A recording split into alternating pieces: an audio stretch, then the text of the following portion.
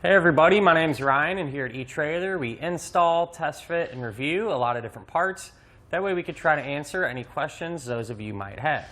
And that's exactly what we're doing today on our 2017 Lincoln MKX. We're going to be taking a look at and showing you how to install the Curt T connector vehicle wiring harness. So whenever you're pulling a trailer, you want your lights to be working. That way everyone around you can see you and know what your intentions are as you're going down the road. And that's exactly what this wiring kit is going to do. It's going to provide us with those necessary lighting functions, not only to keep us safe, but legal as well. Now the wiring does live outside of the vehicle here, and what I've done is just use the dust cover to secure it around our hitch. And honestly, I think it looks pretty clean. I did add some of this plastic wire loom just to help clean up the look. This isn't included, but you can pick some up here at eTrailer. With that being said, I really don't think it's all that noticeable. There is some bracketry available that would allow you to kind of permanently mount it in one position out here, but honestly, I think if you did that, the bracket would almost be more noticeable than just your wiring hanging down. But that being said, you'll have a couple of different options on how you can actually mount this, and you can pick one out, whatever you like best.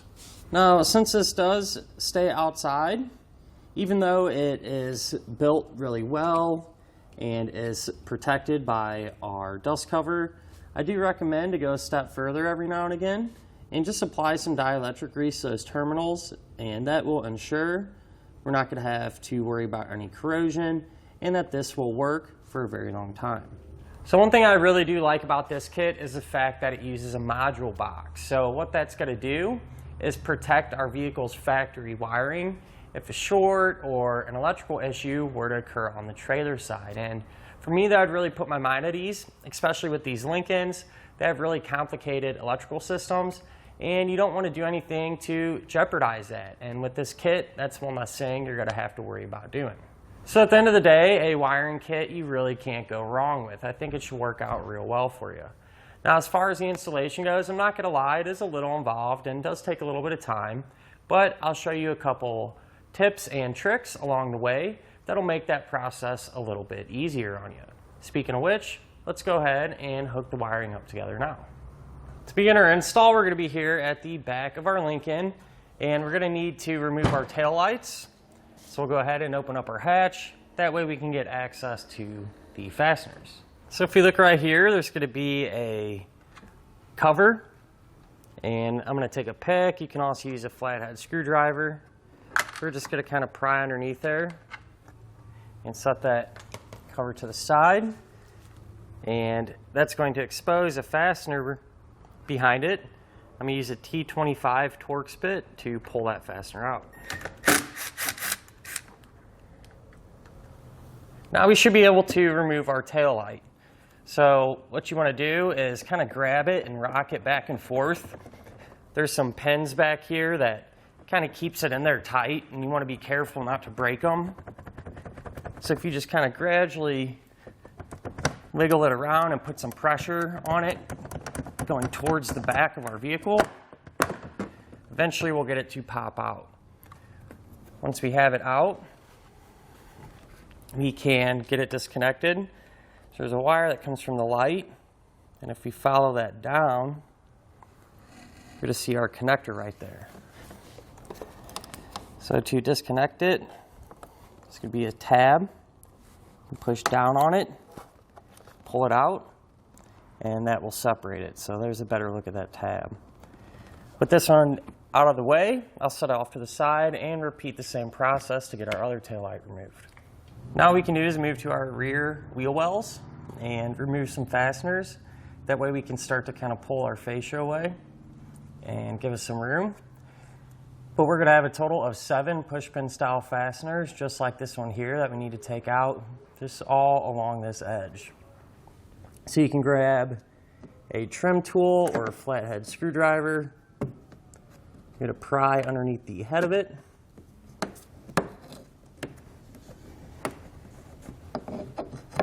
You can kind of pry underneath the base and get that whole fastener removed. So I'm going to use that same process to get the rest of them out.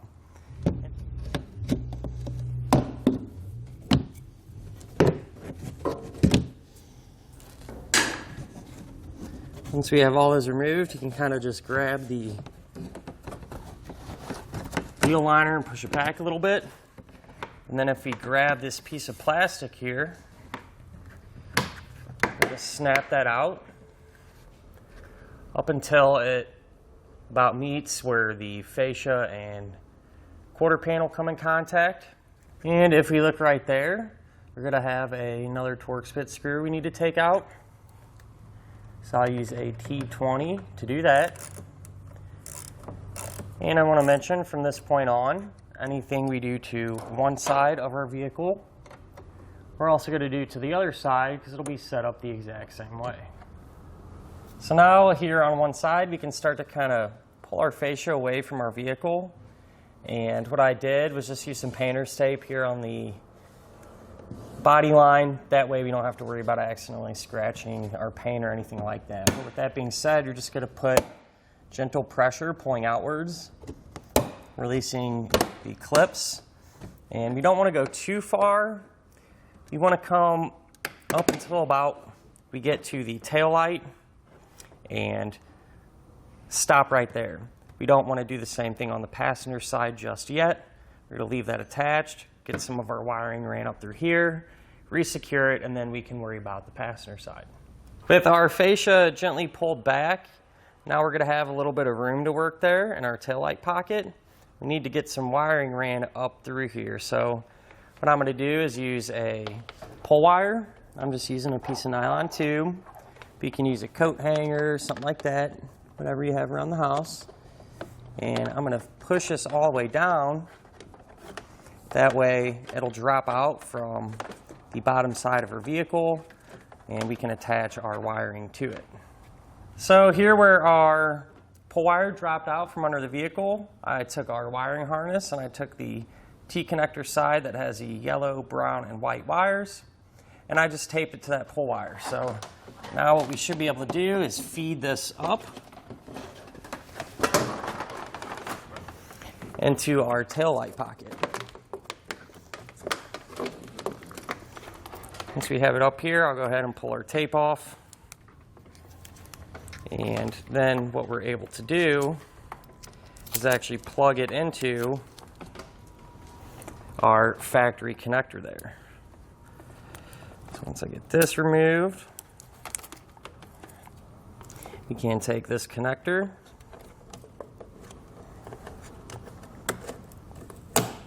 plug it in. There will be a small red tab there as well. If I can kind of bend this so you get a better angle there. That red connector, once you plug this in, you want to push that down. That's just a locking tab. Now that we have our connectors up here where they need to be, we want to re-secure this side of the fascia. So this is pretty straightforward. You simply just line it all back up and push it back into place. So I went ahead and did the same thing over here on the passenger side. I kind of pulled our fascia away a little bit and routed a pull wire down through that opening. We're just going to let this kind of hang for now, and that way it's ready whenever we go underneath our vehicle and route our wire over here. So I'll go ahead and do that now and show you the path that I took. Now underneath of our Lincoln, I went ahead and routed our 4-pole connector wiring as well as our green T-connector wiring. And when you route this, you want to kind of think ahead and you want to do your best to avoid any hot and moving parts. For the time being, our wiring is close to our exhaust, but once we get everything hooked up, we're going to come back here and zip tie and secure this wiring up and out of the way. So just keep that in mind. What I did is I routed it up and over the tailpipe there and started to bring it along towards the center. Our 4-way connector, I just dropped down here and put it on our hitch. The green wire continues up along through here, and where it comes up and over our tailpipe as well. So that's where it drops down, and then I went ahead and just taped it to our pull wire.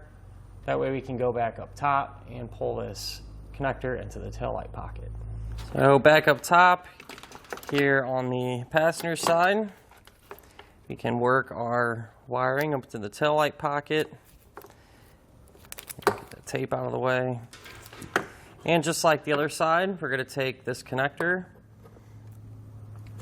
plug it into the factory connector, and don't forget to push down on your red locking tab. Now that we got that one hooked up, we'll go ahead and push our fascia back into place.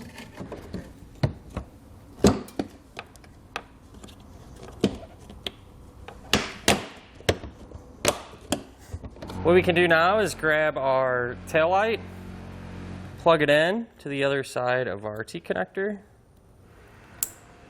and then reinstall it the opposite way that we removed it. So when you're reinstalling this, you want to make sure to kind of tuck your wiring down in there. That way we don't pinch it or anything like that. That's really the only difference you have to pay attention to. Other than that, the light will pop right back into place, and we can re-secure it.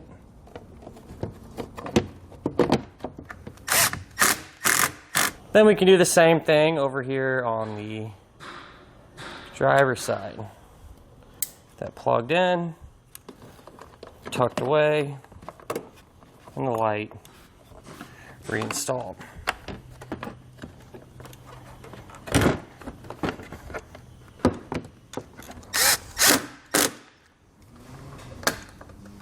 So now back underneath our vehicle over here on the driver's side, we're going to have this small panel that we need to remove. That way we can have a spot to mount our module box. This can be held in place. We're going to have two fasteners down here, and these are actually a 5.5 millimeter. So I'll go ahead and get my socket and get those removed. And if you kind of follow our panel up, if you look up here, you can see we're going to have two more fasteners, and those are going to be 10 millimeters.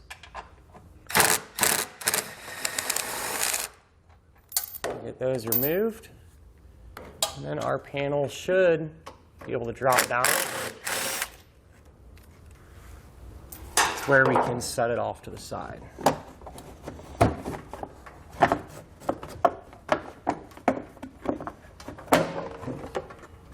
Now what I went ahead and did is secured our module box right here.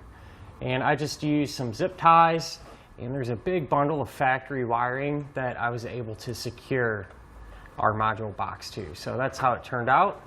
And while I was at it, I secured our other wires as well. So particularly our green wire and our 4-way connector wire.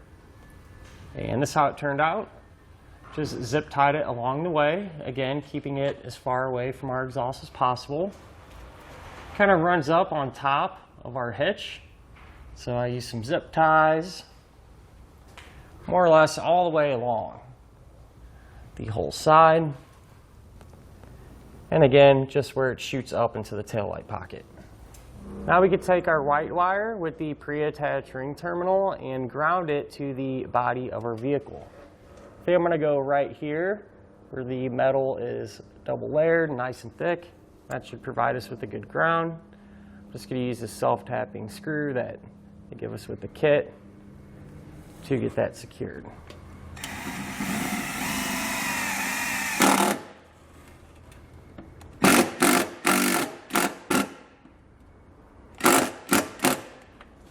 And finally, we can hook up our power wire, which is this black wire here that comes out of our module box.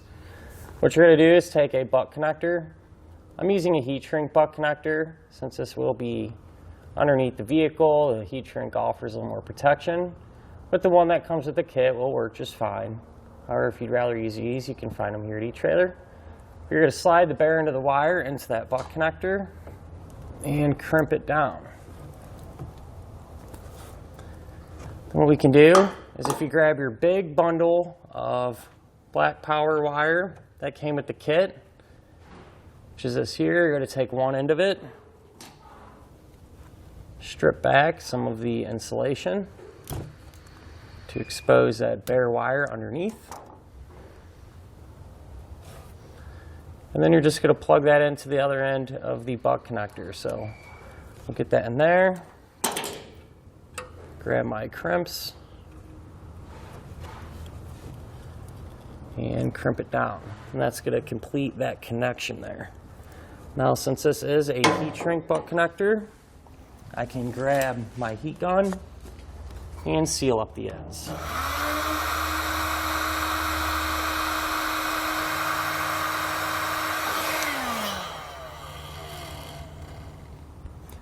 With that all sealed up, what I'll do is route our main power wire up into the engine compartment. That way we can connect it to the battery. So I'll go ahead and route that now, and then I'll show you the path that I took to get there. So I just secured it right here and there.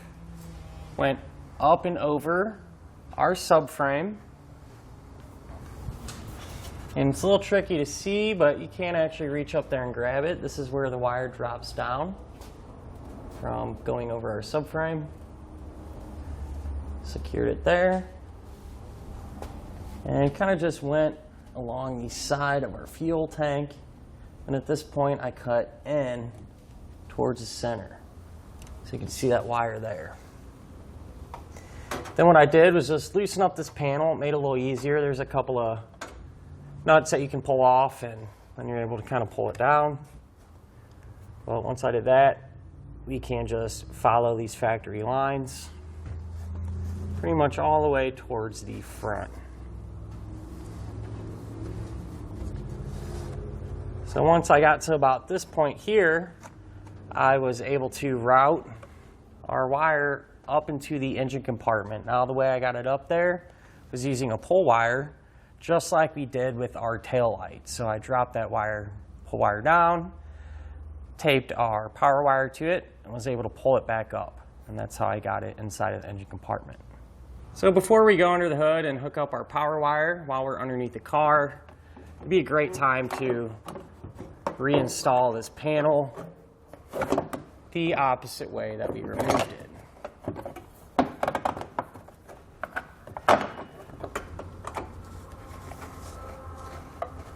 So now here in the engine compartment, here's where our power wire came up. And what we're going to do is strip back some of the insulation there. Put on a butt connector. Get that crimped down.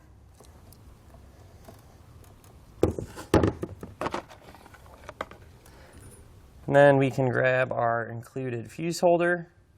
Make sure the fuse is not installed at this time. One end of it is going to go into the butt connector, which will crimp down.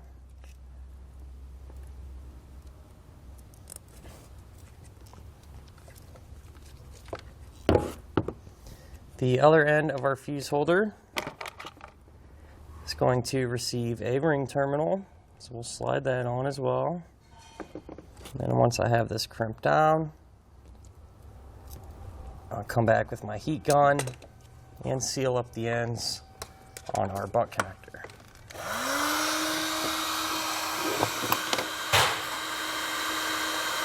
Now that we have our fuse holder all put together and everything, we can come to our positive battery terminal, remove that cover, and I'm going to loosen up this nut here. I'm not going to take this nut completely off. They're not really designed to do that. If you force it off, you could damage the threads and it'll be kind of hard to get back together. So I'll just loosen it enough. You'll feel it kind of stop, get hung up a little bit, and that's as far as we need to go. So what I'm going to do to get our ring terminal in there is actually cut a small opening in it. Just take my snips. Cut an opening. What I like to do, since this is a relatively large ring terminal, I like to try to make it a little smaller. So I'll kind of just squeeze it together a little bit and come back and recut that opening. That way it's just not so large that it's going to move around a whole lot. So we'll get that like so. Then we can slide it behind the nut. Kind of hold it in place. And then just tighten the nut back down.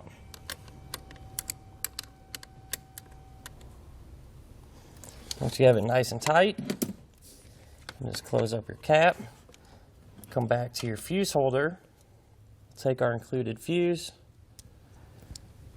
pop that in, and close up the cover. Now that we have everything hooked up, it's a good idea to test your wiring to make sure that it's functioning properly. That being said, we can try our left turn signal, our right turn signal, our brake lights, and our running lights. And that'll finish up our look at and our installation of the Curt T connector vehicle wiring harness on our 2017 Lincoln MKX.